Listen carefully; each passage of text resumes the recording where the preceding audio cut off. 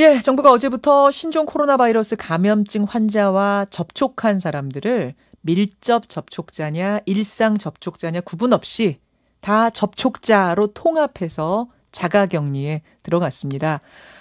이렇게 되면 이제 자가격리의 대상이 되는 분들이 상당히 많아지는 건데요.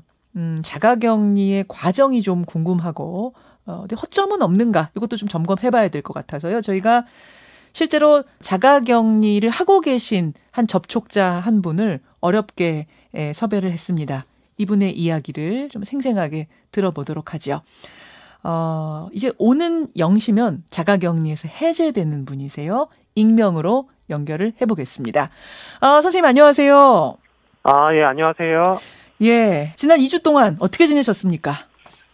사실 제가 일주일은 이제 확진자를 만난 줄 몰랐기 때문에 조금 일상생활을 한 사람이고 나머지 일주일은 이제 자가격리 때문에 집에 계속 있었습니다. 확진자와 접촉한 지 일주일 만에 연락받으신 거예요? 사실 정확히 일주일은 아니고 한 5일 지난 후에 이제 확진자의 이동 경로가 파악이 돼가지고 보건소에서 연락을 받아서 자가격리 시작해 주시면 좋겠다고 연락이 왔었어요. 와서 통보한 게 아니라 전화 통보가 온 거군요. 예, 일단 전화를 통보하고 집으로 귀가 조치 후에 보건소에서 이제 저희 집으로 직접 찾아왔습니다. 방문을 해서. 그럼 전화를 받은 바로 그 순간부터 자가격리의 시작입니까? 네네. 원래 하시던 일도 있는데 어떻게 그 순간 딱 놓고 그게 가능한가 싶어요? 근데 마침 그날이 조금 일을 쉬는 날이기도 했고, 그런 경우 아니더라도, 일단 자가격리 떨어지면은 무조건 이제 회사건 뭐 어디건 간에 집으로 이제 귀가 조치해야 되는 걸 알고 있어요. 전화 받는 그 순간 무조건 하던 일 놓고 귀가를 해야 하는 게 이제 법적으로 그렇게 규정이 돼 있는 거죠? 네네. 그걸 지킬 시 않을 시에는 이제 형사법으로도 처벌받을 수 있다고 공문을 받았기 때문에. 공문에. 네, 그렇게 알고 있습니다. 그러면 자가격리라 함은 그냥 집에서 밖으로 외출만 안 하면 되는 겁니까? 예, 기한 동안 나가지만 않으면 되는 것 같아요. 감시는 어떻게 이루어져요? 뭐 감시라고 표현하면 좀 그렇습니다만은, 그러니까 이분이 잘 지키고 있는지 안 지키고 있는지 이거 뭐 관리가 되는 건가요? 저는 이제 보건소에서 감염자한테 물품들을 나눠줘야 되는 것들이 있어요. 어떤 거요? 세정제라든지 아니면 마스크라든지 그다음에 체온계 같은 거를 이제 위생 키트라고 해서 나눠주게 되는데 그거를 약간 통보 없이 저희 집으로 찾아오는 경우가 꽤 있었어요. 불시에 가지고 와요? 네, 불시에 가지고 오기 때문에 저는 이제 뭐 나갈 생각도 없긴 했지만 만약에 그런 생각이 있더라도 언제 올지 모른다는 좀 불안감이 있어서. 한 번 찾아온 겁니까? 아니면 뭐 몇 번 불시에? 저는 일주일 동안 한 4번 오셨던 것 같아요. 4번을 찾아오는데 언제 올지 모르는. 만약 그때 방문을 했는데 당국에서 왔는데 집을 비우고 있으면 형사처벌. 네, 공문에는 뭐 300만 원 이하의 벌금에 처하겠다 이런 식으로 공문이 내려서. 그런데 집 밖으로 나가지 않는 건 기본이지만 그 안에 가족들이 같이 있잖아요. 특히 뭐 아이까지 있거나 이런 경우에는 어떻게 격리를 하는가?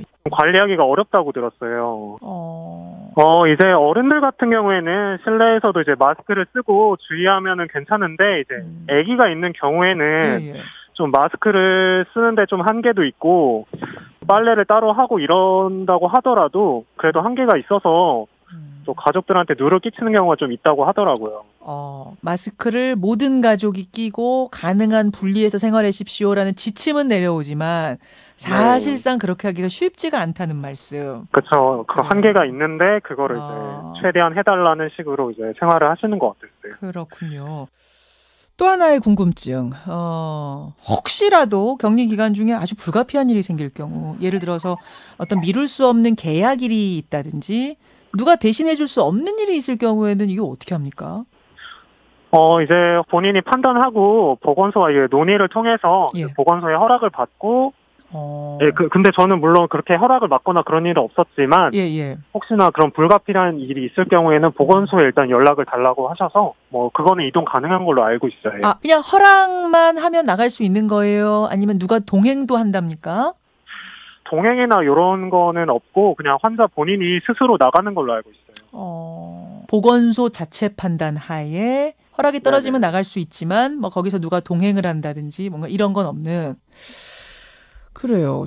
그리고 이제 돌아오는 0시면은 격리에서 해제가 되시는데 그 전에 마지막 검사 같은 걸 한 번 더 합니까? 어떻게 됩니까?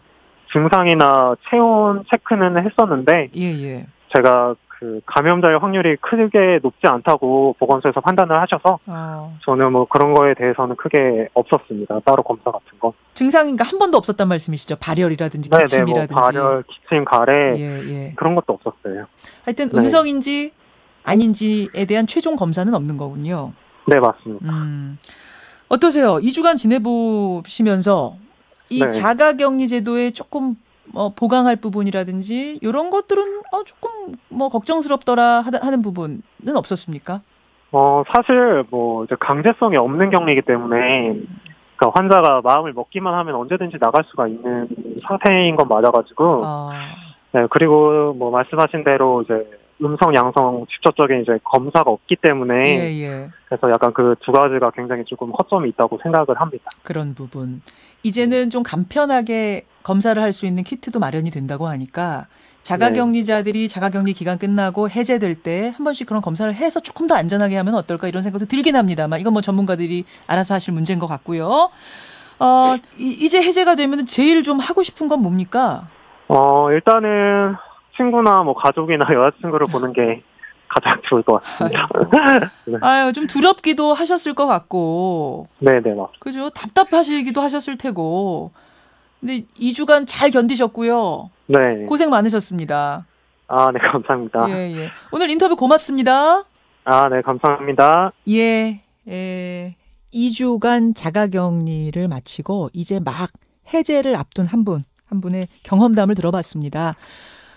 이제 확진자가 늘어나면서 접촉자도 늘어나고 또 자가격리자도 확 늘어나는 상황입니다. 정부의 정책도 좀 바뀌었는데요. 휴업 보조금, 휴업한 상황에 대한 이 지원이 좀 된다고 하고요. 또 생활보조금으로 일정 금액이 지원된다는 이런 정책도 나왔다는 거 덧붙여서 말씀을 드리겠습니다. 다만 앞서 들으신 것처럼 이제 가족 간의 격리, 가족 간의 접촉을 막을 방법이 지금으로서는 좀 뾰족하지 않다는 점, 그리고 격리가 해제될 때 다시 한번 검사를 좀 받을 수 있는 이런 기회가 있어야 되는 것이 아닌가, 좀 정확한 검사가 있어야 되지 않는가, 이 부분도 전문가들의 검토가 필요하다는 점 등등등의 보완점에 대해서도 좀 짚어드리고 싶네요. 자, 여기까지 격리 경험자 만나봤습니다. 김현정의 뉴스쇼는 청취자 여러분의 참여로 이루어집니다. 트위터, 페이스북, 레인보우 게시판, 그리고 단문 50원, 장문 100원의 유료 문자 샵 1212, 우물정 1212 통해 참여하실 수 있습니다. 김현정의 뉴스쇼, 여러분과 함께 만듭니다.